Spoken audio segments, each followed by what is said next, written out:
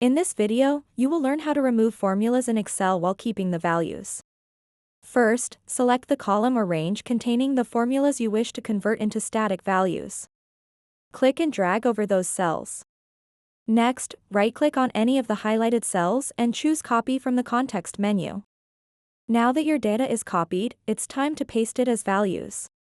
Right-click again on any cell where you'd like to paste these values. This could be in the same location or another area of your worksheet depending on your needs.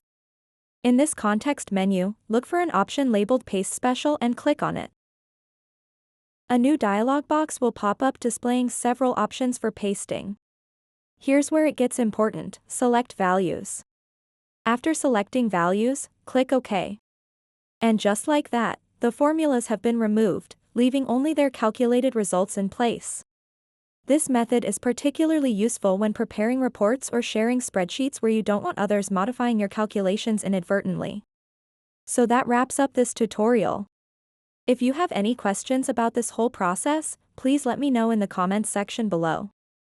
And if this video helped you out, please give it a big thumbs up and subscribe to this channel for more tutorial videos like this one. Thank you so much for watching, and have a good day.